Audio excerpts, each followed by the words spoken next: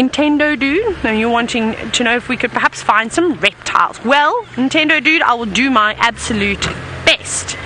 It's a little bit on the cold side today though. This morning we had rain, which is very unusual for this area. Typically we don't see rain through the whole of winter, so normally after March, April-ish, right through till about sometimes we get early rain in September. It's not uncommon for this area, but typically it starts in October.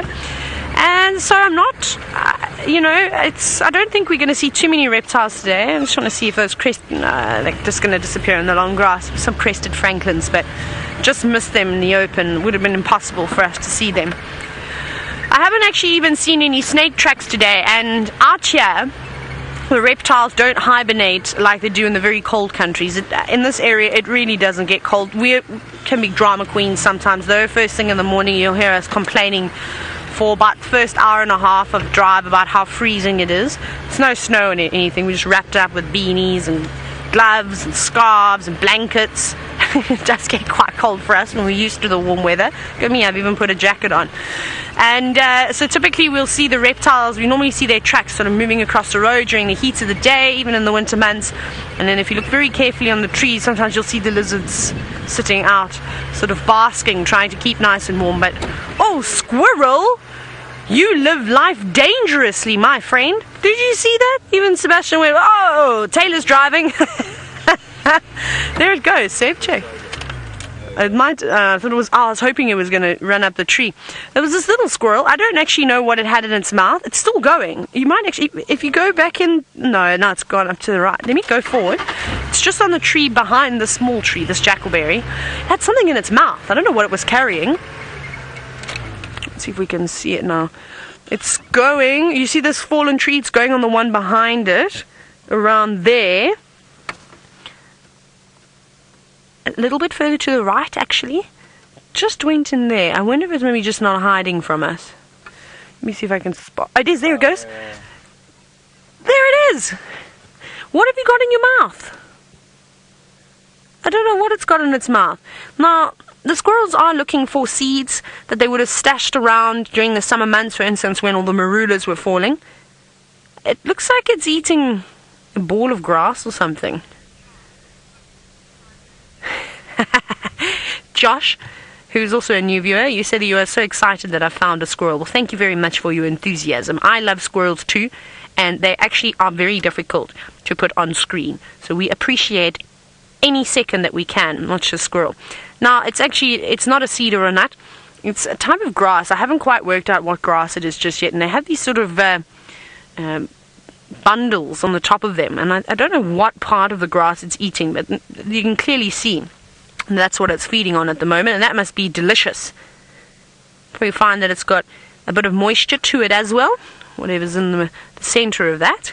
And squirrels' diet's quite varied. They eat so many different types of things.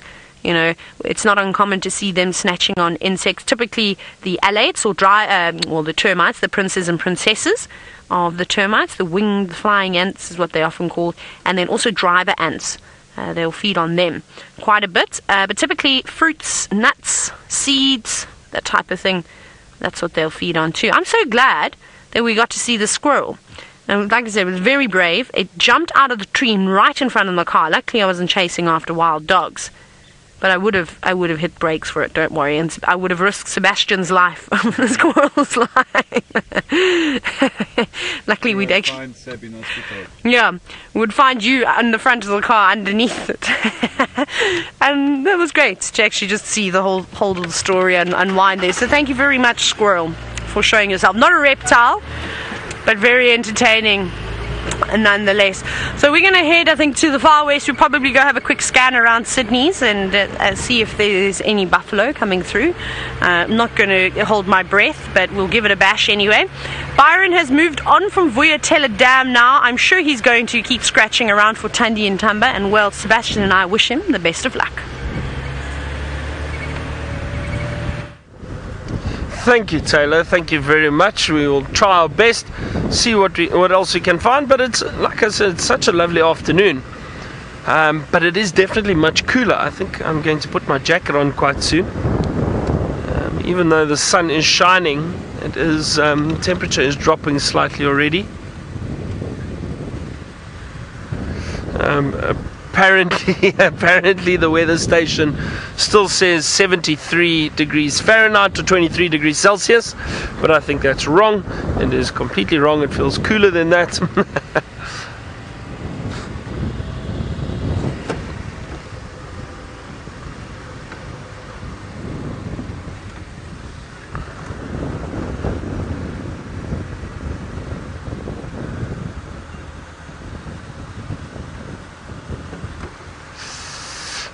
Hello Emma and Jack. And Jack's 7 years old and Emma's 9 years old. Lovely to have you with us on Safari Live. It's always nice to have young viewers with us. Sorry Kruger right there. It's always nice to have young viewers, hopefully learning a lot about the bush with us. And you asked, what is my scariest story? Well, this morning we had to put the roofs on the vehicle and Taylor came out in her pajamas. That was quite scary. I'm just joking. Taylor's going to shout at me for that. Emma and Jack, I'm trying to think. Scariest story. I mentioned it the other day. The scariest story was a elephant that came into our camp and we had to try to chase it out, and that elephant ended up charging me, and luckily it stopped a few meters from me. It was very, very close, Emma and Jack. But I must tell you a funny story. I'm going to jump off the car for this one. So one day we were tracking a leopard, myself and my friend Judas, who's a tracker I used to work with. And Judas and I were driving along. We had tracks of this male leopard, a big dominant male leopard that was down in the south of the game reserve, not far from here. And Judas said that he couldn't see the tracks anymore along the road. So we got off the car, we walked around and we had a little look up the road to see if we could see the tracks. Couldn't see anything. Walked back down the road. Still no sign of these leopard tracks. We couldn't work out where they disappeared to. And then eventually we came back and we saw, this must have been for about 5 minutes. Eventually we saw a track very close to the front of the vehicle heading off into the bush. Now the guests were still sitting on the vehicle. We had a number of guests with us, and Judas and I then decided, let's just see where these tracks go. And as we took 2 steps away from the vehicle, a male leopard jumped out of the bush. He was lying there the whole time and we couldn't see him. It was quite a thicket or thick area, and he was lying flat as he could, hiding in there, but just watching us. But because we hadn't walked towards him, he was comfortable with us walking up and down the road, and he didn't move. But as we walked towards him, he jumped out. Luckily for us, he just gave a bit of a growl. He went, "Bow!" And then it sounded almost, it's not quite a dog bark, it's a bow. It's like a deep leopard growl anyway. But he ran around, luckily, away from us, and both Judas and I kind of did one of these and jumped. The guests all laughed at us. They thought their rugged ranger and tracker weren't so rugged anymore, or brave and fearless. And we did get a bit of a fright, but luckily the leopard decided to move away, and he didn't go too far. He moved down into a drainage line and we got to view him. We jumped back on the vehicle very quickly and we had a lovely sighting of him. What was that? Hold on, what is that? That looked interesting.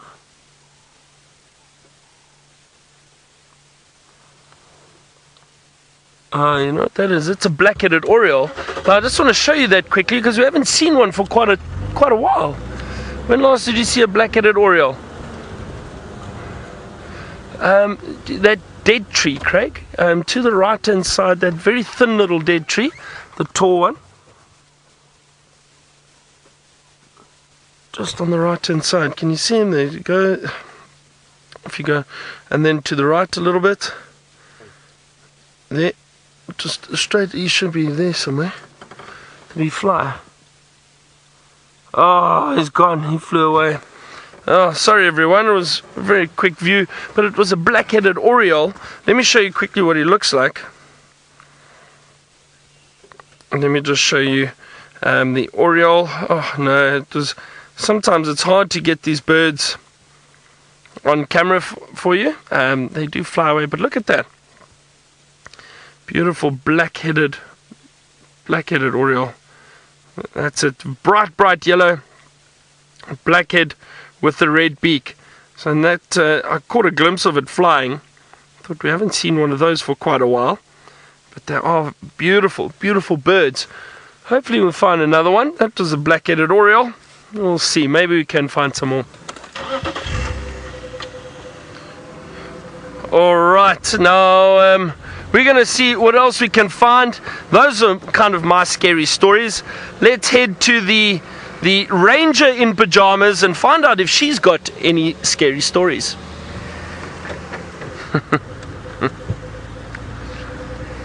Say that all I think of is and good luck to all of you now, because the song is going to be stuck in your head.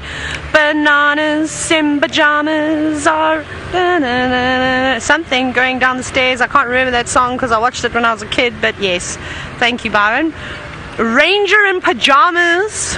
I am. I'll have to wear them one morning safari. Oh, who says you can't wear pajamas in the afternoon? I know I stay in my pajamas if I'm at home not doing anything.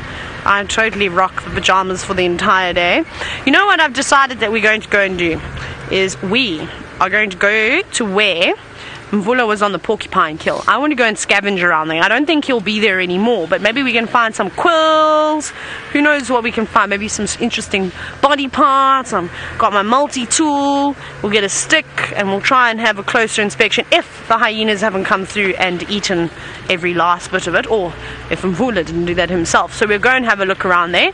We're just passing the warden's houses now. Sydney's dam will be down and onto our left, but we won't go to Sydney's just yet. We won't have a look. We'll save that for a bit later. We'll just take the fire break turn off and go down there. I did see some female leopard tracks coming in this direction, but they look they don't look very fresh. What is that? No, there's lots of hyena tracks around here too. So I don't know when they were from, because yesterday was very windy. Yesterday afternoon was horrific, so it could have been from then. I actually suspect it probably was from then. I'm just deciding what I'm going to do. We're going to go this way. I'm scanning. Right. Apparently there's some gremlins here, so I'm going to go investigating. But while I go investigate, I'm going to send you back to Byron and see what birds he's going to talk about next. Alright, well, let's see what birds we can talk about next, but hold on a second. Just seen some tracks here. I just want to double check. Let me get off here quickly. Now, as I said, it's sometimes difficult to drive and track at the same time, but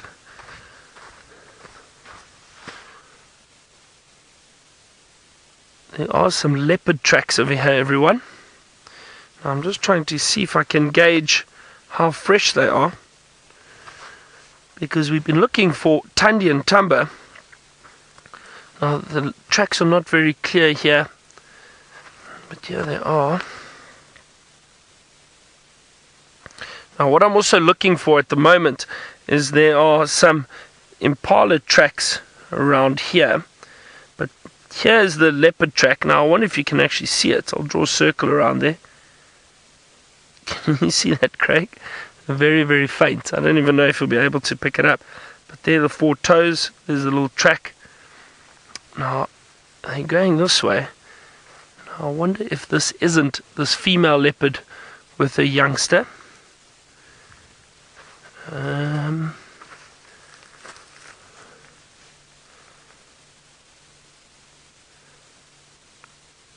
So like I said, I'm having a look to see if these impala tracks, for example, are on top of the leopard tracks, or if the leopard tracks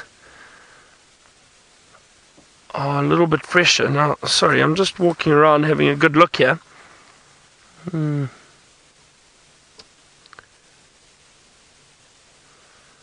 drove over some of those tracks here. I think we should just go and have a look in that direction. Go back that way. Let's see, maybe we get lucky, because they don't look like they're that old. No, it doesn't look like anyone else has driven here.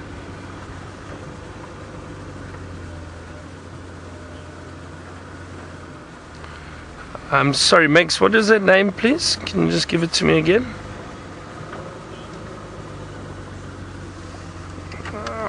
Sorry, I can't hear. Craig, can you hear?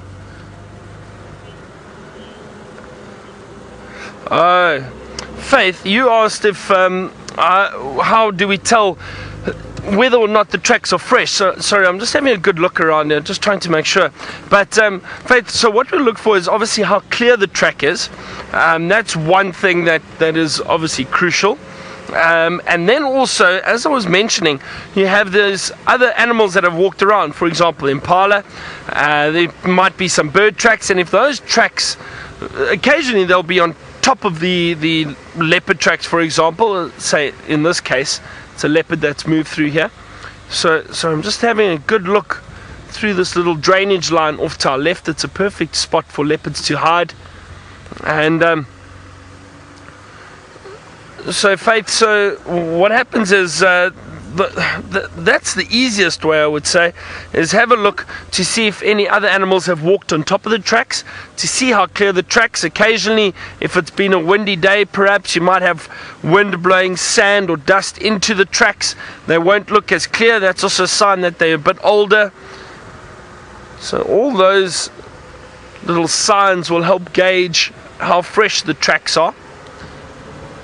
But it is still difficult. It's I think, you know, tracking is a serious science. It is completely a science, and to understand it and to do it properly, you need a lot of experience.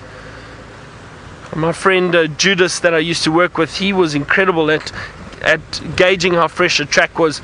He would just take a look and say within a few seconds of looking at the track whether it was worth us following that track or not. He would say, no, it's either from last night or a day old, or a few hours. At times he would look at a track and say, these are incredibly fresh, let's follow them. And once or twice, no, actually more, he would get quite excited. He'd tap the bonnet like this and he'd say, stop, these tracks are fresh, have a look, this leopard's here. And we'd drive around the corner and the leopard would be in the road. Not just leopard, lions too, but especially leopards. He was brilliant at finding leopards. We found many leopards together in our 5 years of working together, and we actually still do work together, which is great. We've got such a great friendship. And when I take guests back to Londolozi and guide there, if I'm guiding guests around that area, then often Judas and I will still drive together and share some stories and have fun with our guests and find some animals.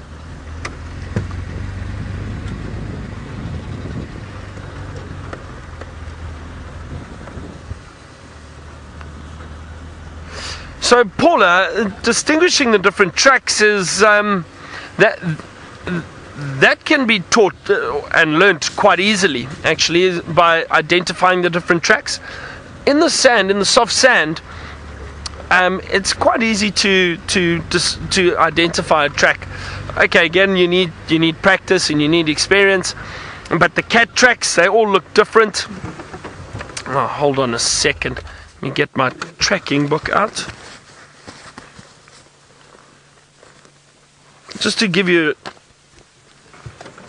let me just show you quickly, because it is very interesting, and this is what guiding is all about. So let me just find some cat tracks for you.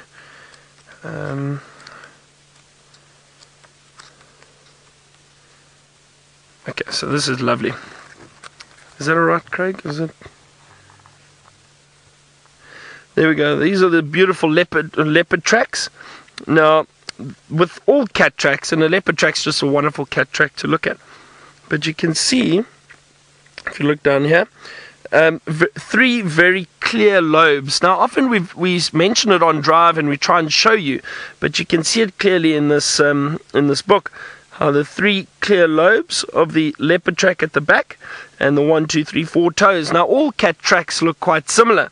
The leopards are generally much rounder, obviously smaller than lions. So that comes with a bit of experience in seeing the different tracks. And that's a nice picture of what they look like in the sand. If you look just off to the left there, So you can see them quite clearly in the sand from time to time. That other track that I showed you wasn't that clear, but there were one or two others that were a bit clearer. But you can see in the soft sand, especially soft sand, it's quite easy to pick up on those tracks.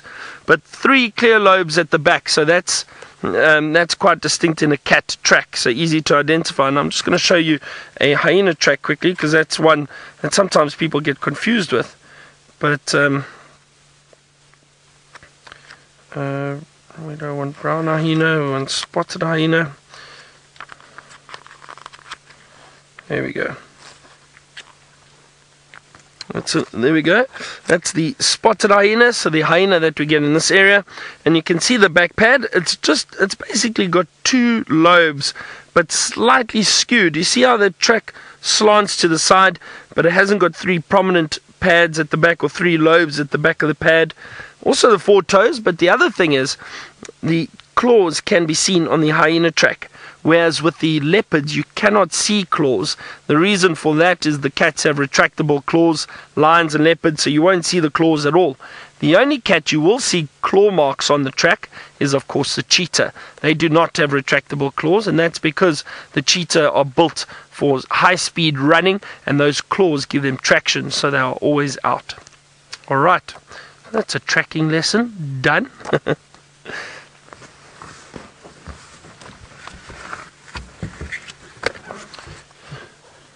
Eric, we can indeed see snake tracks very clearly too. There's often when we're driving around, we'll see snake tracks going across the road, and you can see them quite clearly. And obviously different snakes leave different tracks. Now that I think about it, sorry, I'm stopping and going, but it's interesting, and I love talking about the tracking. Let me just find the snake track quickly. Hold on a second, because I'd like to show you. They are quite interesting, and like I say, different snakes have different tracks.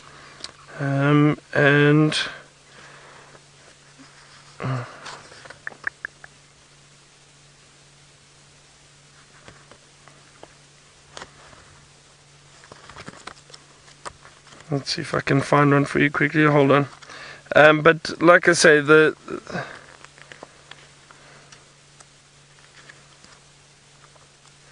we go. There we go. Here's some snake tracks. So different snake tracks. They've got. You get different movements in snakes. I'm trying to think. This is going back to level 1 exams. Serpentine movement, which is a typical movement of a snake that slithers like this. You get rectilinear. If I'm not mistaken, rectilinear is. Just checking, but I'm right. It's when, for example, a puff adder would do it, where they actually creep forward like this. They don't move or slither like that as much. So different types of snake tracks. This is a nice. This is a nice movement, the serpentine movement, there we go, that I was speaking about. So cobras, for example, there you can see that's a nice slither in the sand, and you can see that quite clearly. And then this is a nice puff adder track over here to the left, and you can see the puff adder moves more in a straight line, not necessarily slithers. And then you can see that puff adder. I think that's such a wonderful photograph. Don't you think so, Craig? Yes, I took the photograph. Why not? I've got to brag a little bit sometimes. But no, but the snakes have got different movements, and you can see the snake tracks quite clearly crossing the roads, and especially in summer, because the snakes are more active in summer. But even now in winter, there are days when the days warm up. You might get a snake moving around, and some snakes will bask in the sun to warm up, and then they return back to a hole or a tree stump or wherever they are hibernating, and then they'll return and go and rest again. They do come out from time to time, warm and bask in the sun, warm up in the sun, then go back again into the holes. Again, I'm just checking this drainage line very, very carefully for any sign of these leopards. Don't know where they've gone. There've been a few vehicles looking for them, but no fresh signs. No, But we'll carry on. We'll see what we can find. Let's head back to Taylor. Not sure where she is or what her plan is. Hi, everyone. You won't know where I am, Byron. I've been doing all sorts of wonderful things like playing with carcasses. So before I show you what I'm about to show you, it might be a little bit gruesome to some of you, so feel free to go make a cup of tea or something like that. We're back at the site where Mvula killed a porcupine the other morning. Quite interesting. Really amazing for a leopard to take on something like that. Actually not as uncommon as what we think it is. Leopards are specialists at taking our porcupines. But we've got the carcass. I actually moved the carcass because I found where the stomach was. So we're going to have a look. No, I can't because... Look what I did. I'm attached. I got stuck. Now I've got to hold my breath. Just jokes. Okay. Wait, what should we do first? Save the foot. Okay, let's have a look at the foot. Quite interesting. I've never seen a porcupine foot up close. This is the first time for me. I'm also going to try and not gag at the stench that is coming from this porcupine. Not great. I'm also trying to not strangle myself with the various cables. It's going to sound very muffled. No, I'm joking. I won't speak like that. But how great is this? Look at the foot. I can't tell you the front end from the back end right now just because there's very little of this porcupine left to be able to distinguish between the two. I think this might be a back foot though. You can see, look at beautiful big pads. Now you can put the track in the sand that we often show you to the actual porcupine. Maybe you can make a collage of the two. You can show what the foot looks like now and then also show what the footprint in the sand looks like. I think it would be quite a nice comparison. So very powerful claws. If I can describe them in a way to you, it's like a dog's claw. If you have a Jack Russell at home, the claws are about the same size, almost the same length and color. They obviously are worn down from the various terrain that it's been walking on, so they keep them nice and short. Remember, they also are very good diggers. They dig down. Most of the things that they're feeding on are roots. Now, amazing, right? Don't you think? Not particularly big feet. You can see from the size of my hand, it's quite small. And you may see a few things wriggling around on here. I can't see maggots. There's just lots of ants that are eating it. And the quills actually come out very easily. Look at this. No, of course that one that I pull now is not going to come out. There we go. That worked quite well. Not going to touch the other end of it though, because I don't have anything to wash my hands with. Haven't seen much devil's thorn around either to use as an antiseptic. So when a leopard or any predator goes to attack something like a porcupine, ideally you want those quills to come out as quickly and as easily as possible. You don't want to be attached to the leopard or to the lion. You want those weapons to stab off, cause a bit of pain, and then you want an opportunity to run away. So they come out fairly easy. As you can see, very nice. It'll be quite good to come and actually collect a few. Great for decorations around the lodges. Of course, they were used as quills at one point too. Then, a woodpecker or something has just joined us. No, turtle doves. Then we've got over here, let me walk a little bit closer. Not too close though, because there's lots of flies and I don't want the flies to go on my face. Look at the stomach.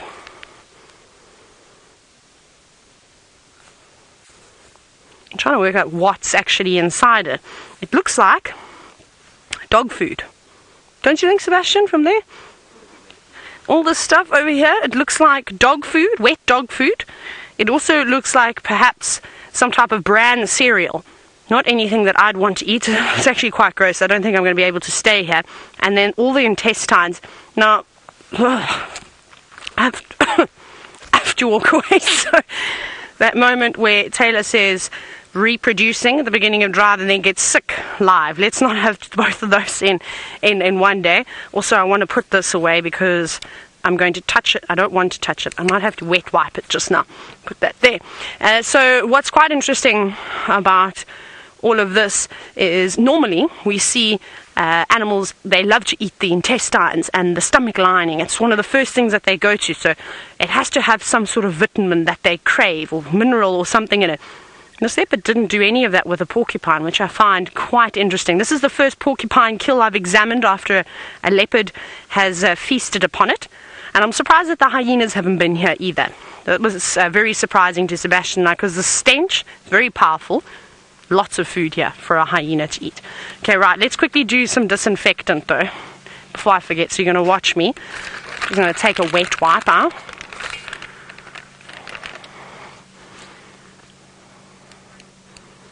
Yeah. It's not really going to sterilize this, but I don't want to touch this because I touch my face all the time, and then I can put it in my eye or my mouth, and that won't be good. So just wiping it clean with a baby wipe. Now, Mr. P from Canada, you're wondering if porcupines are dangerous. Most certainly, even to us as humans, you need to be careful, because if one runs towards you, and they're not small either, porcupine probably stands probably knees high with me, probably even with its quills, it'll be just a bit taller than my knee. So it's not a small animal. And if you get one of those quills in you, it can cause infection and all type of things. Luckily for us, we don't particularly eat them. Where I'm from, though, the Eastern Cape of South Africa, porcupines are actually a delicacy. Where the Xhosas love to eat them. They say, and I'm also going to give, I spoke nonsense. I said I didn't have anything to wipe my hands with. Baby bum wipes. Good for everything. In the Eastern Cape, it's really quite great. So they go after them, and I remember it's our biggest rodent in Africa, the porcupine. So they're a bit of a pest to the farmers. Again, Eastern Cape, heavily farmed pineapples, chicory, citrus. They've got a bit of everything growing around there. So it's a big problem when a group of porcupines, one porcupine, however many porcupines in the area go through it and just dig up all the roots. It can be quite devastating to all the crops and things like that. So the farmers don't like them. The locals eat them. They say it's delicious. Apparently, if you take the porcupine and you throw it on a fire, as is, I've never had one before. They say that it's like pork crackling, but something even better. Like, I don't know how to describe the taste because I've never eaten it. So even the rodents are eaten out here. I'm just going to put this back there and throw that away later. I'm still too scared to touch my multi-tool. Put that back in its pocket, and I think we're going to move away now from the porcupine. Now, Chitty Chatty Meg, unplug myself and replug myself. We're wondering if they regrow their quills after losing them. They do regenerate over time. The porcupine has got lots of quills, so even losing a few at night is not really going to make too much of a difference, but they do replace them. Right, now we need to try and get out of here without driving over leopard feces and any more carcass, and also there's lots of gremlins. But anyways, I hope you enjoyed just having a very quick look at that porcupine. I don't know much about their digestive system, so I'm quite intrigued now after all the intestines that I saw to do a bit of research about that. But let's go across to Byron. I'm not sure what he's got, but I'm sure, well, he'll be his normal hilarious self.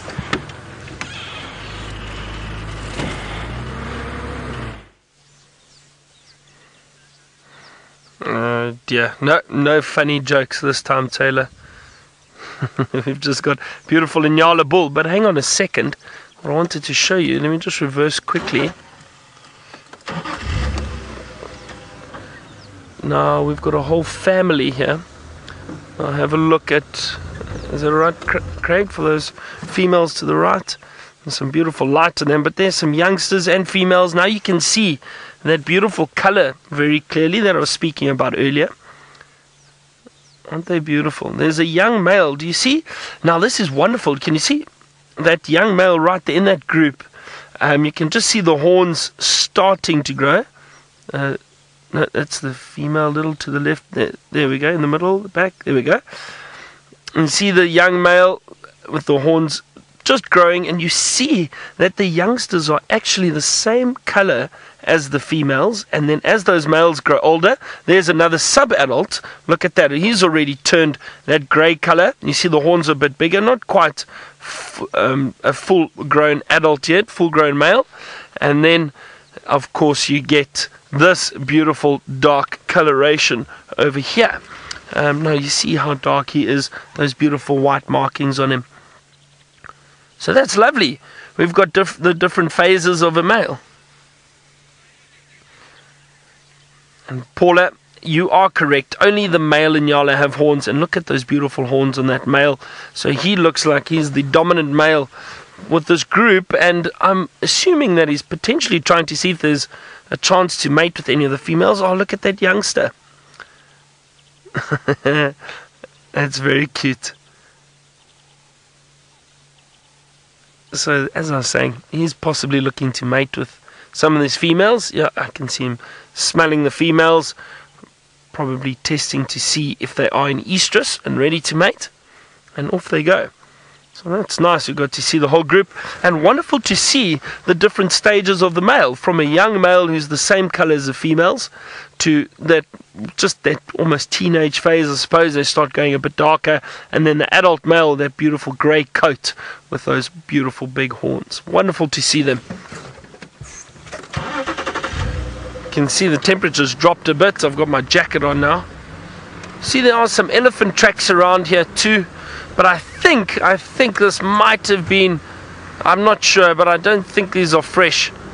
Maybe that group that Taylor had earlier heading on towards Torchwood.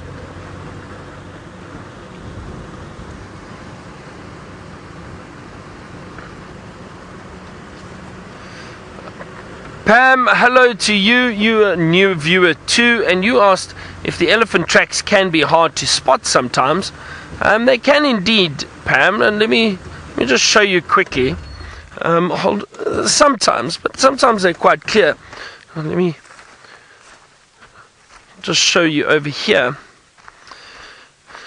Now, this whole section, the middle of the road, you can see there's some very clear tracks, and you might be able to see around here. Craig, is that okay? Can you see? There's just some really nice flattened soil here, and they do stand out very, very clearly. So it's actually easy to spot the elephant tracks.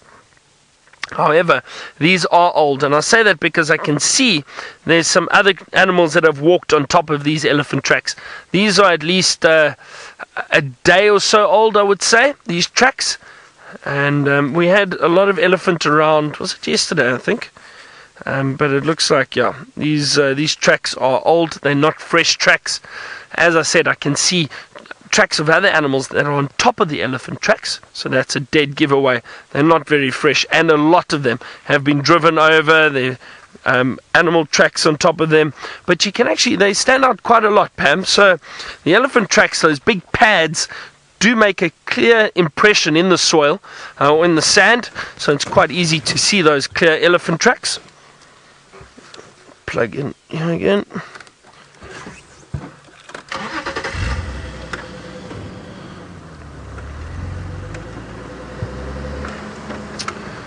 Oh dear, Taylor, I hope you wash your hands tonight. I'm not sure if you touched the porcupine kill, the remains of the porcupine, but it didn't smell very good the other day we were there, so I'd hate to know what it smells like now.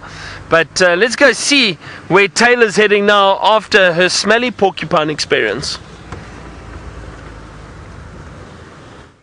My smelly porcupine experience, it was smelly.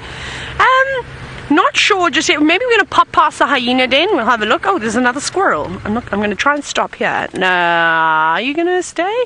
It's running towards us. He's just off the road. There he is. I was actually reading something completely random, seeing as though we're looking at a squirrel, but I have to tell you, I was reading, had to quickly do a bit of interwebbing because I was so intrigued by the length of the intestines. The porcupine. Now, my mammal books unfortunately don't specialize in talking about the length of the various organs, so I popped it in the interweb, and I was surprised to learn that the small intestines can extend to a length of 6.7 meters. That's unbelievably big.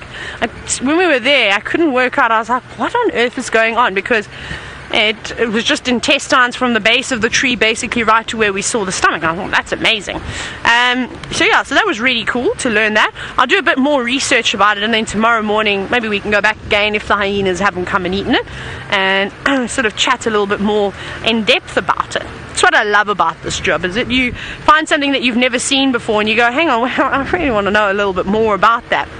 And then we were talking about, Sebastian and I were talking about, does anyone remember the program called Animal Autopsy? That was really great and so informative. Yeah, I don't know, we were just chatting about that, so thought I'd let you know in case you were wondering what we were talking about in between. So random. But yes, I think we'll go and check the hyena den now. But Byron, also don't worry, I did wash my hands. I used my baby bum wipes, not mine, but I bought them. I couldn't find any sort of hand sanitizing wipes, so I just thought, nah, same thing. We'll get those. I'm very OCD about hands being quite dirty, so I wipe them about 100 times. a day, and then hand lotion, obviously. So they smell beautiful now.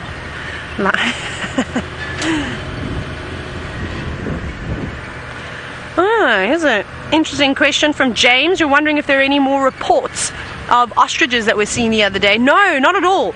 Apparently they were seen at Chitwa Dam as well. I think we chatted about this, and then a couple of other properties, Little Gowrie and one or two, but nothing since then, and I haven't seen any more tracks, which is a bit disappointing. I was really hoping we were going to get a sighting of them. I mean, we definitely tried and put in the effort to try and find them, but can you believe it? The animal, which brain is smaller than its eyes, outsmarted us. That's upsetting. That really hurts the ego. But maybe the hyenas will save us and will help us out. We're near the den right now, actually.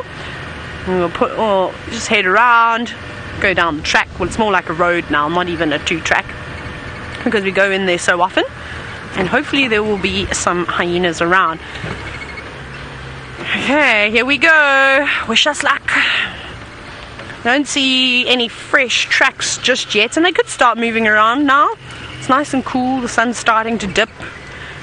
We're unfortunately going to miss the sunset, but maybe Byron can find a nice spot to find the sunset, because surprisingly the clouds have actually all completely disappeared after a rainy start to the sunrise safari. Let's see, can I see Ntima's happy little face? I can't see her bounding out yet. I love this little hyena. She's so funny. It really is like she gets joy of us coming to visit her, or out of us, so not of us, out of us coming to visit her.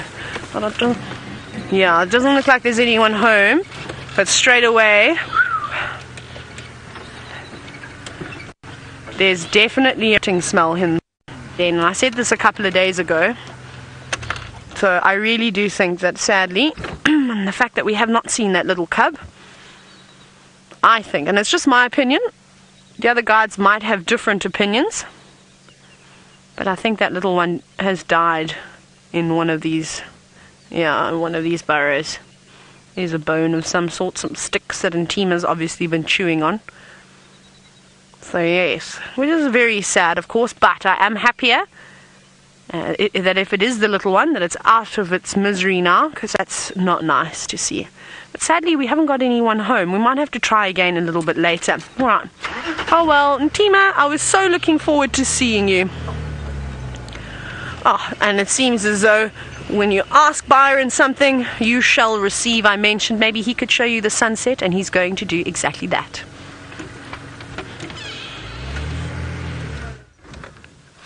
I am indeed. Well, I'm not going to show you the sunset. Craig is.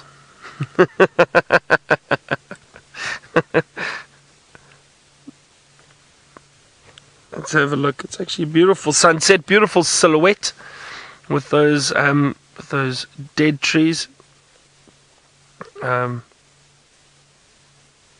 Maybe we're lucky and a leopard pops out. We're in that area that Thandi and Tamba, the female leopard with her young male cub, they were this morning. They had a kill, but they finished it. It was a daycare, so not a lot of meat. And I think they killed it yesterday, so they fed last night and this morning and finished it up. So they did move off, or we didn't see them earlier, but I'm heading back into that area now to have a good look. But there's always time to appreciate a good sunset.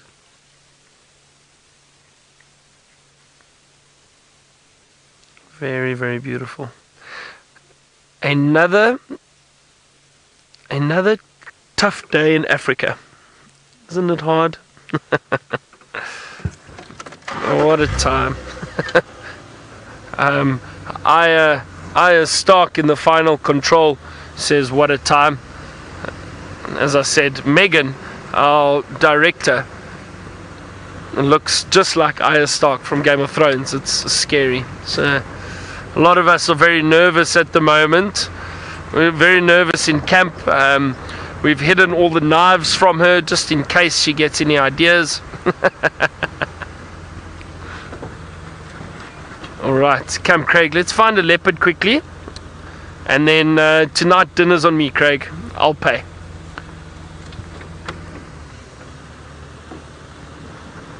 Oh, Taylor's got a hyena. Let's go have a look.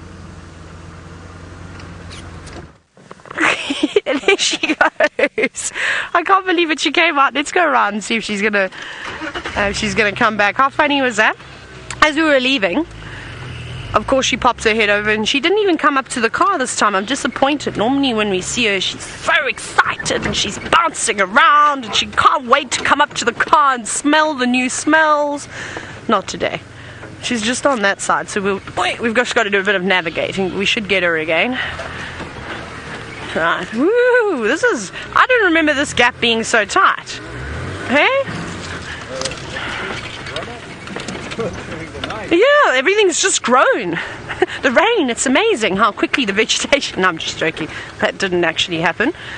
Okay, watch that one. Now watch, what's going to happen? We're going to get around here and then she's going to go back across to the other side. There's this massive branch we have to go over. Ah, ha, ha. Nothing that low range can't sort out. Oh, there's an adult. Hi, adult hyena. I should have just come around this way first time. Hello, hyenas.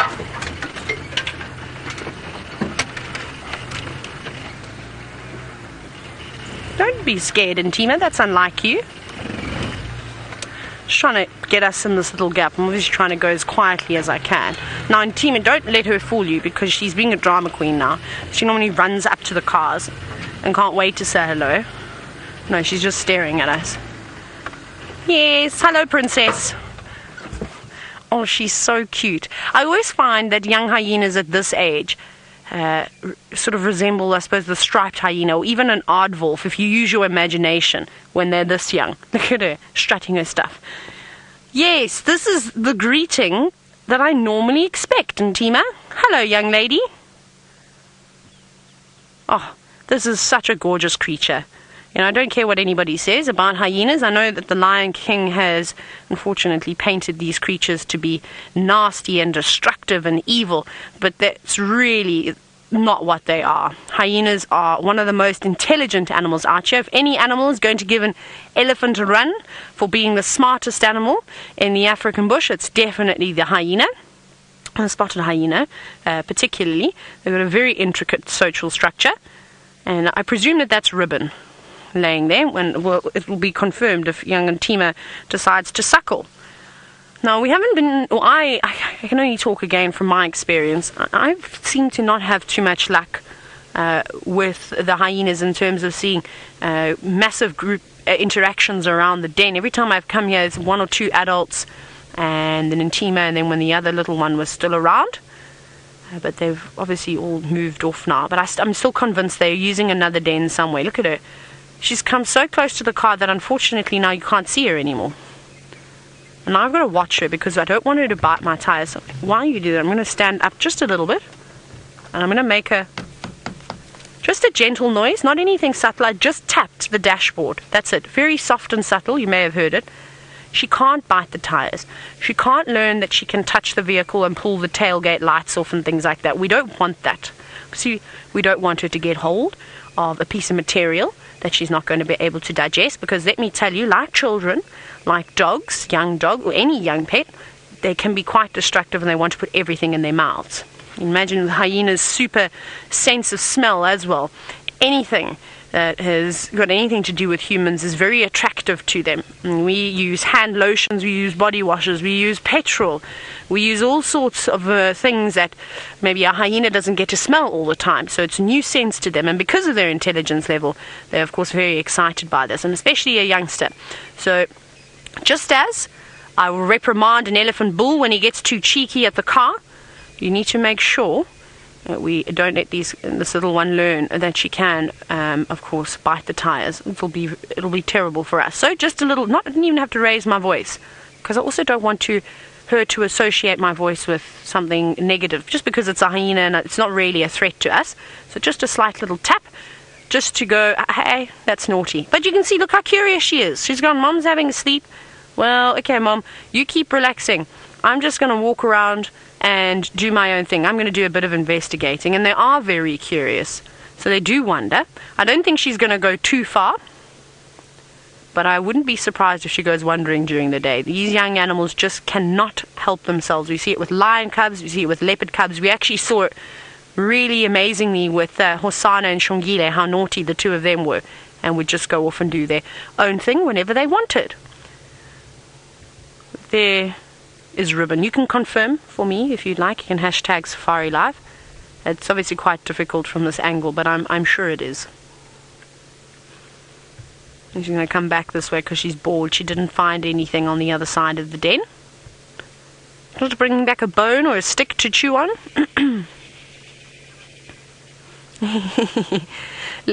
Lulu, who is also a new viewer, you say that this hyena is so fluffy. Most certainly, and it's important. We see this with all the young animals out in the bush. They typically do have a fluffier coat just to keep them nice and warm during the cold mornings and the cold evenings. We saw it with the little blacksmith lapwing chicks too, how fluffy they are. That's very important. But they will lose it. You saw with Mom, her coat's quite sort of smooth. So this little one will lose that fluffiness. I reckon about maybe a year and a half. Start to resemble more of an adult. Maybe even a little bit later than that. How great is this? I really wish we had more hyena cubs. It would be so great to watch them play. Now, a lovely question from one of our youngest viewers, Tula Ann, who's only 5 years old, wanting to know if this hyena will jump into the car by accident. So, no, I don't think so, Tula Ann, but I don't know if I'd like a hyena on my lap either, so I hope not. And that's why I did what I did just now. Made a sort of a noise just to say, hey, no, you need to respect the vehicle. You can come up and you can sniff, but you can't touch. And that's important that we keep that barrier between the animals. It's not to allow them to touch the cars. And it's actually a problem we see most with elephants. Becoming quite curious again. Super sensitive smell. So they are very much intrigued by the different scents in the car, just as I was discussing about the hyenas. So it's important that we make sure we keep that sort of boundary. Look at her. She is looking at a bird that just flew past. Not that she'd typically be interested in wanting to hunt something like that. Obviously, the behavior between lions and leopards I find completely different to something like a hyena.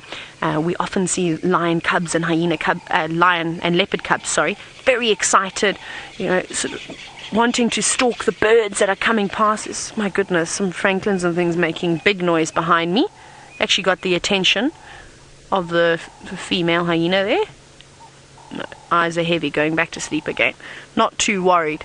So she wants to play more. She's not really developing her stalking skills. If anything, a hyena doesn't necessarily stalk its prey. Try and get as close as it can because they're very good hunters, but it will chase them down and use strength in numbers. Now, I can't work out if these birds are having a territorial dispute because there's lots of francolins calling all around me, or if they're alarming. But the fact that Ribbon's also gone back to sleep maybe puts my...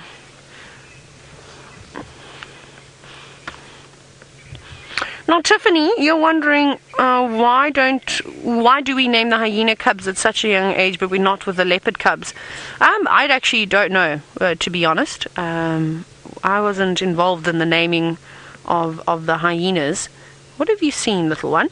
Maybe just because maybe the hyenas have got a better success rate than the adults, but then again, we see siblicide being performed. So, it's a difficult one. Sorry, I actually can't answer this question. I have no idea as to how to respond to that one. But remember, these animals, all of them, hyenas, leopards, lions, all these youngsters have a very tough life. And the reality is that most of them won't actually make it to adulthood at all. And I think it's best that we try not to name things too early because you become more and more attached to them, and rather just wait for them to get to a certain age. Oh, I think 6 months is good. A year is even better. It just depends on, I suppose, how often we're seeing them too. But it is a tough one. You're very intrigued by something. She's looking at this fallen log. So I know this might sound very silly. I wonder if she can hear like little insects and things moving around inside that wood, because there's no birds here that could get her attention. don't know. She's looking around. I can't quite work out what. But their hearing is so good. Look at those big round ears. Like little satellites. This is so great. How wonderful is this? I love the hyenas. I really do enjoy spending time with them. So we'll probably sit here for a little bit longer. I'm going to send you across to Byron, who has arrived back at Vuyatela Dam. I have indeed. Now the reason for that, and sorry, we've just got a Hadada searching for two of them, searching for worms or insects in the dam. Now, I'm back at the dam because I was hoping that maybe these leopards would pop out somewhere. I've had no sign of them, no alarm calls. I wouldn't be surprised if later this evening they pop out and have a drink. So maybe keep watching the Djuma dam cam. You might see some leopards here a little bit later tonight. Who knows? Who knows? But there's nothing else here. Near the red-billed buffalo weavers in the tree across the dam. Just some Hadidas around here. As I said, there's really not much else here at the moment. That's very strange. I was also hoping that maybe these leopards are down in this drainage line somewhere.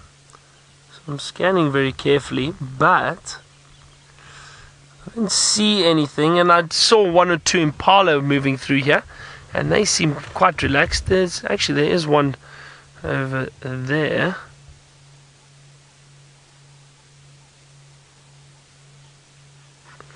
Quite a brave impala to be by itself down in the drainage line. Now I wouldn't be surprised if the rest of the herd is maybe just in there somewhere or just up on the clearing, and that one I'm sure will go and join them at some point. As it gets darker, we know the impala, wildebeest, all those animals like to move out into the clearings for safety. But you can see this female is still very, very alert while down in the drainage line.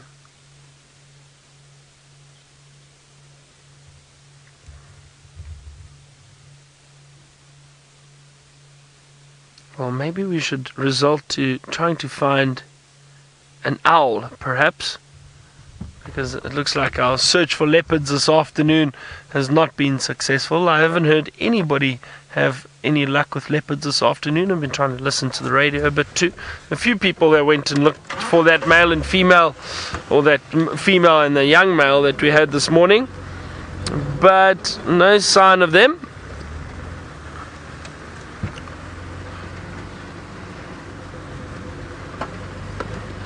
Well, luckily Taylor's had a lot of luck this afternoon. Can I say that? Luckily Taylor's had a lot of luck. I mean, Taylor's had a lot of luck this afternoon, and she's still with those hyena. Let's go have a look and see what they're up to. Yes, and Ntima keeps coming back and forth. I have been fairly lucky today compared to some of my other excursions, which have been on the quiet side. And Ntima, please, you are going close to my tires. Is she biting them? Sebastian can see her. It's very difficult. I'm trying to work out what on earth she is doing. Oi. Oi. I'm watching you. I'm not really watching her, but... Hey. She won't go. Sebastian, please can you just tap the edge there just so she doesn't bite the tire? Naughty. Look at her. Sorry, Megan, may I have that question again? We're basically like training a naughty child now. I will leave you in Ntima. If you carry on like this, I will go away. Now, I don't want to start the car because it's going to give her a fright. Now, I just want her to learn that it's not acceptable to touch the car. I think she's realized this on her own, that she's been shouted at. And you can see Mom doesn't care. Mom's like, you tell her, I've told her 10 times and she's not listening to me. Maybe if it comes from a stranger, it will work. I suppose that's parenting 101, isn't it? And here she comes again. And she just can't help herself. She's so curious. It's so exciting for her. She's a friend. Remember, she wouldn't be coming up to us if she was petrified of us. But we want to keep this relationship positive, of course. And it is. I mean, if she didn't like it that I was making those noises, she'd run away and go straight into the burrow and hide and not come back out. So I'll just keep very gently and very softly telling her no. As long as she doesn't go to my tires, I'm quite happy that she hangs around here. That's fine. Look at her. She wants to go for the rubber. Now, remember, it must be quite nice. Hey. Turn into a game. Naughty, yeah, it's exactly what Seb says. Is going to turn into a game now. We might actually go just now because I don't want her to get sort of too cocky around the car, if you will. You know, I don't want her to learn that she can keep doing this, but they do. This is normal for hyenas. Hyenas come around the cars all the time. Don't be naughty. Now, Bree, you say it's hard not to fall in love with his face. That's the problem that I'm having now. And that I'm going, oh, she's so cute though, and I don't want to shout at her or reprimand her. I suppose you can't really call what I'm doing shouting, because if I had to shout, I'll tell you right now, I'd send both those hyenas into the den with my loud booming voice. They definitely wouldn't like that. It is, and that's what I love so much about, well, working on Safari Live, is that you get to spend so much intimate time with these animals that I wasn't necessarily always able to do as a guide. Obviously, you always have your favorites on the particular property that you're working at, and various elephants that come through, or leopards and lions. But to physically just sit here for hours and hours on end, you were never really able to do this with guests. Some guests, yes, that have been on safari many times and understood the bush and come on a regular basis. But there's always a checklist to get through. You not always get to see all the things that you want to, and you try and spend as much time as you can. But you're definitely pressured as a guide to show your guests a variety of different animals, whereas I would quite happily just spend 3 hours with hyenas, 3 hours with elephant, maybe 6 hours with elephants, you know, and 5 minutes with lions and leopards. No, I'm just teasing, of course not. When they're doing stuff, they're very interesting. But now, Ntima seems to have found herself, it looks like a little shard of bone of some sort. And I wouldn't be surprised if it's from one of the very many buffalo carcasses that are around and in this area. The Mkuhuma Pride have killed many buffalo around here. Yes, and Nancy, you say she's found a toy. Yes, something that's not my car, and I'm quite happy with that. So good girl. You keep chewing on your bone. Isn't that delicious? Look at that face. I love it when their eyes almost roll back a little bit and you start to see the white peering through. It gives them a very sweet look. Now it looks like she's got a tick or something on her eye, on top of her eyelid. I can just see a bit of red. I wonder what that is. Probably a tick. Remember, these animals, even though you can't see it because she is so fluffy, they still will have parasites all over them. That won't be bothering her too much. Normally when ticks get too fat, they get to a point, they just drop off in the end. I'm not really worried about it there. Enjoy all the birds.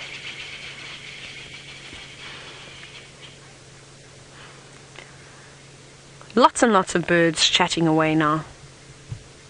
Now, Karsten from Denmark, you said that she's almost as cute as Tumba. I think this little hyena could give little Tumba a run for his money, though he's gorgeous, though. He is definitely the epitome of pretty. He just oozes, as attractive as what a leopard could be. Tumba is definitely that, but I reckon that this young lass here, she's very precious. She's got very interesting markings all over her body. I love the bits of white that are still white that come through that dark black fur. Off she goes on another adventure. But I think what we're going to do now is, I love, and I could sit here for hours and hours, but because she's getting a bit too curious every now and then with the car, I don't want her to come right to the tire. So I think that was fantastic for today. Let's not push our luck too much.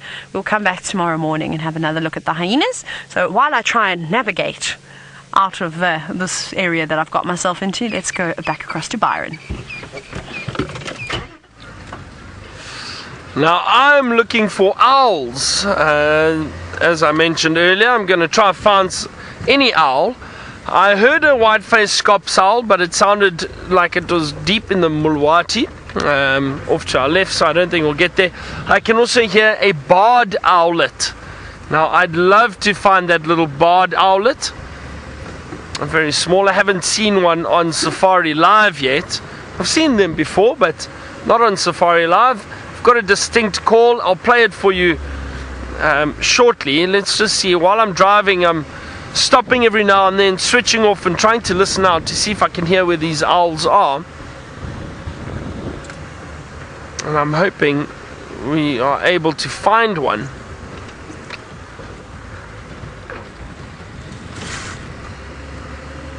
Well, let's stop here and just hear for a second. I'm hoping it's not too deep into the bush.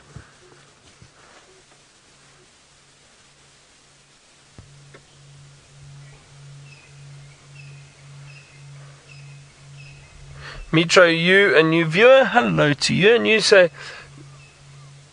you are excited that I'm looking for owls. Now, the barred owlet that is calling is in that direction. Now listen to what I'm listening to.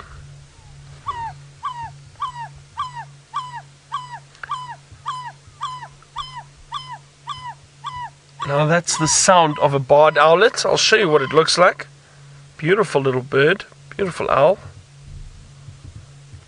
Look at that.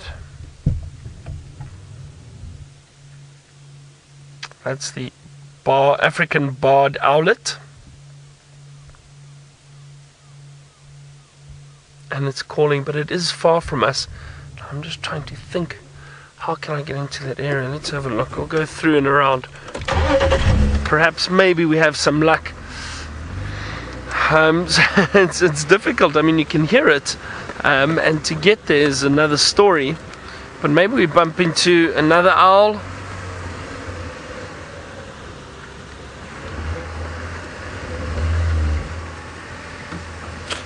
Adele and Natalie, you asked what is the rarest bird in the Sabi Sands. Oh, that's difficult, Adele and Natalie, because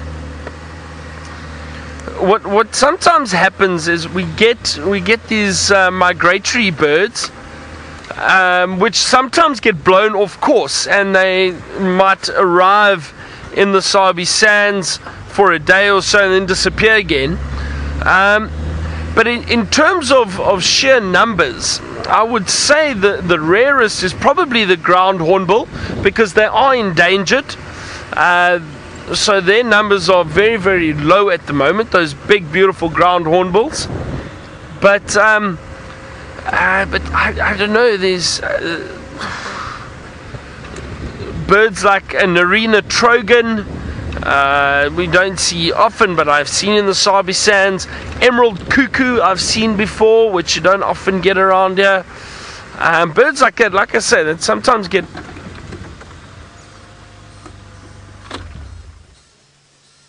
So I'm just listening for a second. Okay, but it sounds like I'm on the right track to that barred owlet. If I find it, I will be so happy. I'm going to be very excited if I do find it. One thing to listen to the sound, try follow the sound to get close to it, and then to actually look for it and find it would be amazing. So there are a lot of birds, like I say, that sometimes get blown off course when they are migrating, or pop into the area for a day or two and disappear again. Oh, okay. Now how can I get in there? Oh, scrub hare. Don't go, scrub hare. Oh, disappeared. Very quickly, a little scrub hare.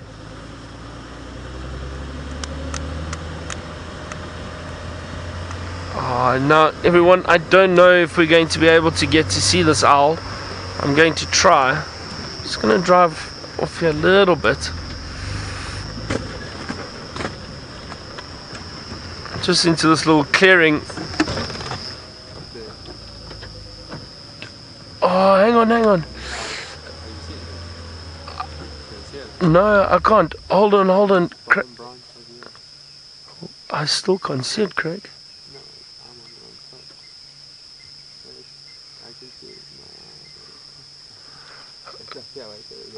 Craig's seen something. Oh, there we go. Craig, well spotted, Craig. Where are you looking? I can't see it with my naked eye. I don't know if my angle is, but there we go. A barred owlet, everyone. That's Craig. Well spotted. Very, very well spotted. I just want to see where I still.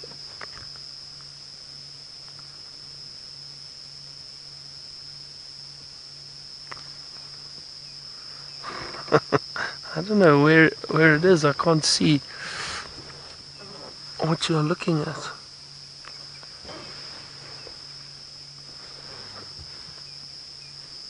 But that is such a great spot, and oh, there he is. Well spotted. Wow, he's well camouflaged. So well spotted. There we go. That is the barred owlet, everyone. And Craig, are you happy to call it a team effort? Because I got us into the area that I thought it was in, and you spotted it.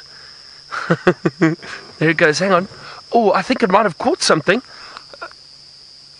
It flew down to the ground. Now these little owls will catch insects and lizards and rodents. Now it flew down to the ground. I just want to see if it takes off again. Hold on. But that's amazing. That was such a nice view.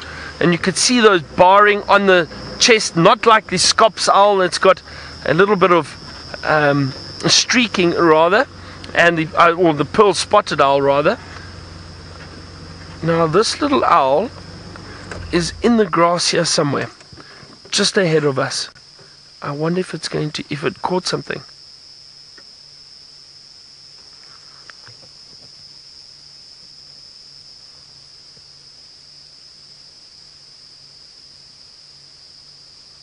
Just trying to look now carefully. It flew down into this grass. Now, Gabby, I tried to read up about this the other day. You asked what is the difference between an owl and an owlet. Gabby, it wasn't very clear. It's almost like they confusing themselves with the description. So I don't understand it, to be honest. Because they say the size of the owl, but the only one that is called an owlet is this little barred owlet. However, the barred owlet is bigger than a Scops owl, and a pearl spotted owl. Or they call the pearl spotted, technically they call the pearl spotted an owlet too. However, do they call the Scops owl? Hold on. See, an African Scops owl they call an owl, but it's actually smaller than an owlet, than the barred owlet and the pearl spotted owlet. They say it's got something to do with the size, but again, I don't understand it, because the other one, the Scops owl, is just as small, if not slightly smaller, and they don't change that name. So I don't know, Gabby. I've got no idea. I just want to have a look. I don't know if he took off onto that branch. But that was amazing. That was really, really a great spot, Craig. Well done.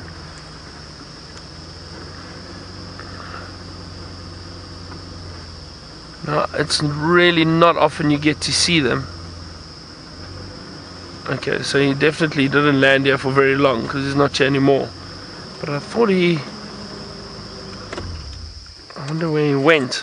So he landed down here, and then he landed down here and then took off again. And I think I saw some movement go back that way. But it just shows you how quickly they can disappear. But what a wonderful sighting, a very brief sighting, but great view of that African barred owlet, which was the one that we were looking for, and that was fantastic. Craig, thank you very much. That was awesome. Let's head back to Taylor, see what she's going to be looking for with her spotlight. We've just heard a pearl spotted owlet, and well, Byron, seeing as though you seem to be the king of owls, I might try and raise your barred owlet to a pearl spotted owlet. Let's see if we can find it. It's in here. Remember that these little owlets, though, have got the ventriloquist calls actually behind us. I'm just going to go back. I really hope it's not a drongo. No, it's a oh, you sneaky drongo. It was the drongo. I cannot believe that.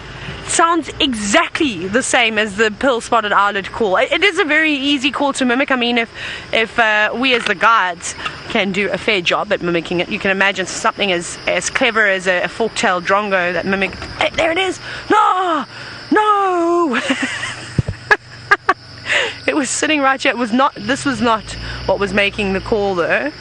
It was definitely the fork-tailed drongo, because I heard the mechanical afterwards. Well, not that a drongo makes that sound. It was sitting right in here, and as I hit the brakes it flew. We'll find it again.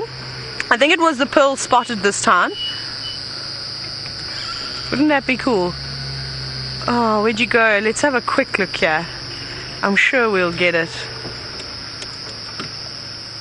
It just flew. I didn't see where it landed. Let's go around the corner here. Now this is the hard part, because as you saw with Byron, those owlets are tiny. They really are not something that stands out quite easily. They blend into well, what's left of the vegetation and all of the branches and things. Oh, there it is. I've got it. Sebastian, we're going to do silhouette though. It's here on that silver cluster leaf. You see it? Now I only spotted it because, not because it's a pearl spotted owlet. I spotted it because there's a silhouette of it against the skyline. But before, okay, there we go. Let's see if it is though. No, it's the barred. It's not even a pearl spotted owlet, it's another barred owlet. Cool. That's alright. I don't mind that. So there we go, Byron. We didn't raise you anything. Well, we're on par, aren't we? How great is that? Now, the reason why it's not a pearl spotted owlet is because if you look at the back of its head, you can't see the two black spots that a pearl spotted owlet has. They're sort of fake eyes to make anything that's wanting to predate on it think that it's actually staring at it. Now this is when the barred owlet, sorry, I'm just trying to rest the spotlight on the steering wheel so I can keep it still.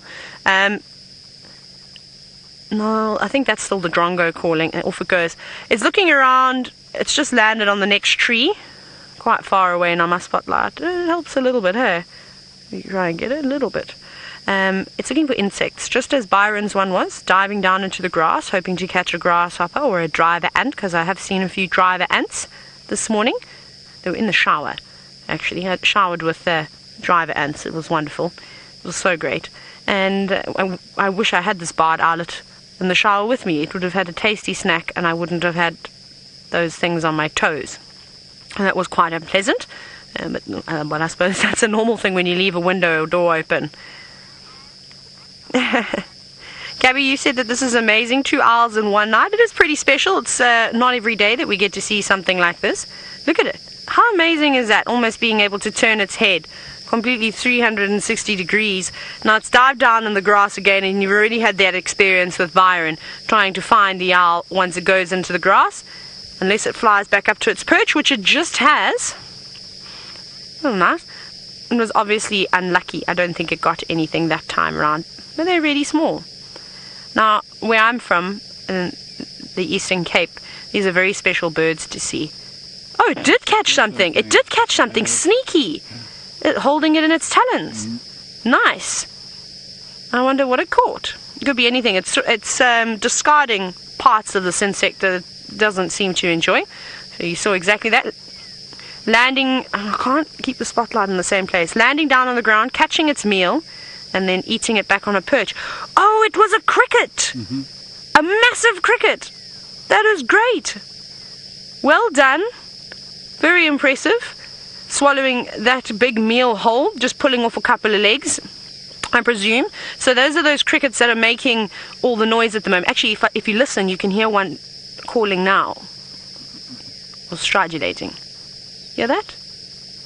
And off it goes again. That was so cool. So that's the cricket making that sound that we just saw that African barred owlet catch. Really amazing. So I was telling you, I keep getting distracted, that those birds are actually quite special for me to see, because we used to try and find them. We'd hear them at night in the Eastern Cape, but they're so rare. And then we found four of us found the first pair that had been seen in 25 years, which was really nice. We went on a walk and found them in a euphorbia thicket, which was a very, very special sighting. I think I showed you on the map, there's a tiny little area where they occur down in the Eastern Cape region, but they're not very common at all. But we found some, which was really nice. So they've come back again. I'm not sure what the reason was why they disappeared, but I got lucky. Anyways, we're gonna head across now to Byron and I'm gonna challenge him for the last 10 minutes to see if he can pull a chameleon out his sleeve, because he is the only person that gives me a run for my money when it comes to finding chameleons. So let's go see if he can do it.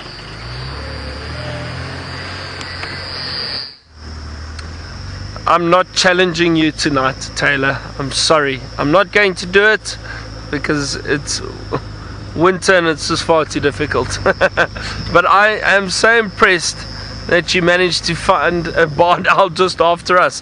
What are the chances? There we go. What have we got here? Is it bronze-winged courser? No, I'm sorry. I'm terribly sorry. That's not. That's a spotted thickney. That's what that is. There it goes.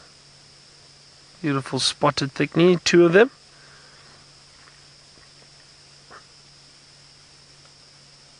Now they are other nocturnal birds we get around here. We get the spotted and the water thickney. Lovely to see the spotted thickney. I haven't seen some for quite some time. Alright, Taylor, well, let's see what we can do, shall we? Well, Taylor always challenges me. It's not fair.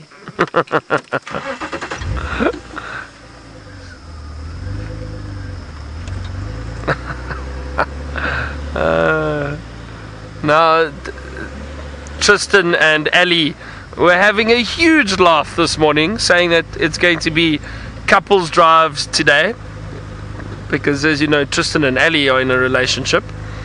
And then they said, well, Taylor and I should be the other couple for the afternoon. Not that Taylor and I are in a relationship, but nonetheless, Taylor drew the short straw. Taylor drew the short straw, and she has to be my partner for the couples drive. She didn't want to. So Taylor, couples don't challenge each other like this. I mean, it's just wrong. Well, let's see what we can find. Look, if either one of us finds a chameleon now, I will be very, very impressed, because with it being winter, they're not as active. But the owls are, so maybe we find another owl.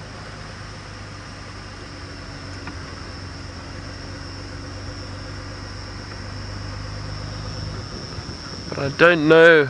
I really don't know about a chameleon. All right. Well, let's head to to the other half of this couple this afternoon, Taylor, and see what she's going to find with the spotlight. Stop it, Byron. You're being ridiculous now. Ali and Tristan causing absolute nonsense here. No, I can't say that to Byron. I was going to say he's like a brother to me. Just jokes, Byron. But yes, camp is interesting. Now, I know you said, Byron, that there are no chameleons out at the moment, but if you sing to them, and Byron's got a lovely voice, we hear him sing often, they'll come out.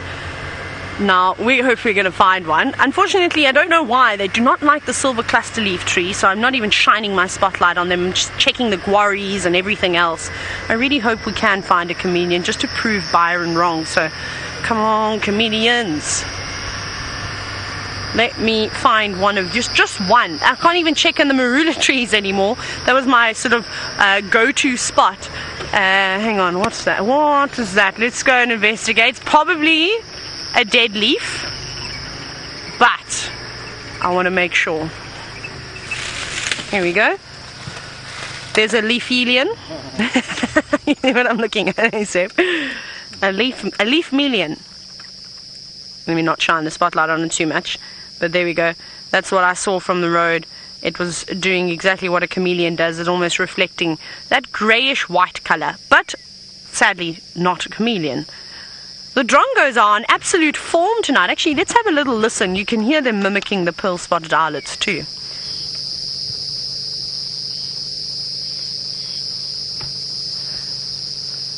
Now, of course, they've stopped.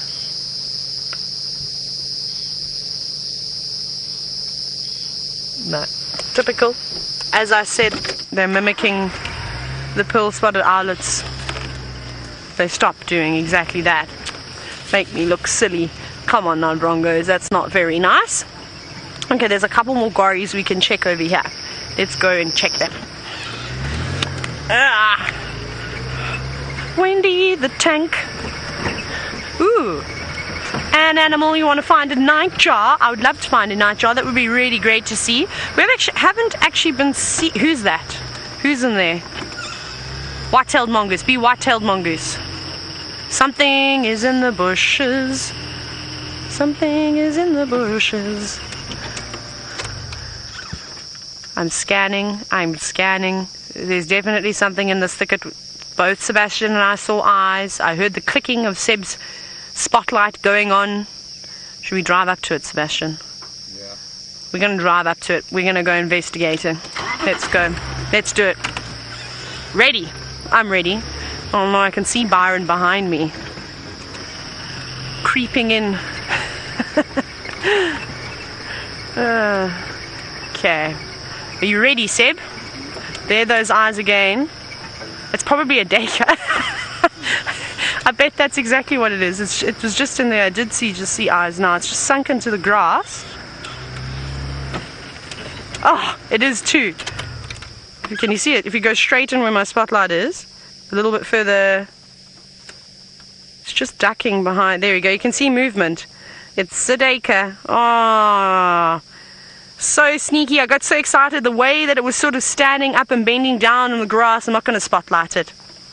It looked exactly like either a genet or even a civet. Oh, I got so excited. I really thought we were going to find a critter of the night, but it seems as though you can't have all the luck in one day. We better save some for tomorrow morning. So we're going to send you across to Biceps Byron to have one last look at the beautiful scenery.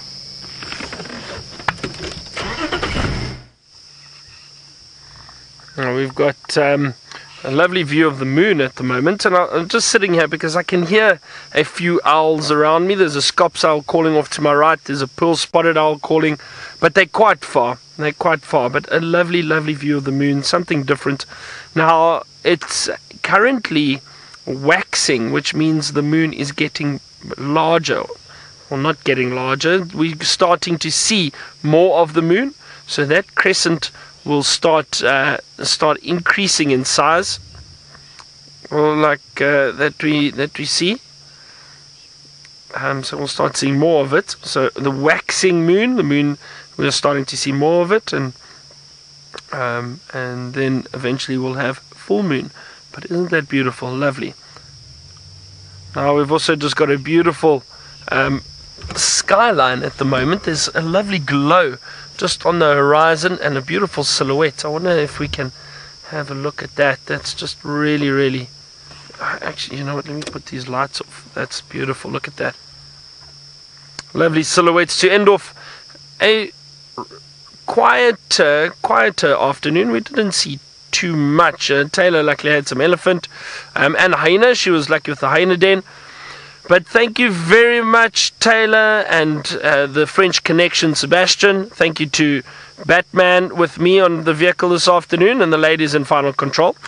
And a big thank you again, as always, to our viewers. We really appreciate your questions and comments. We love hearing from you, and we hope you enjoyed it. And I just noticed that tree looks just like the shape of Africa. We'll see you tomorrow. Good night, everybody, and goodbye.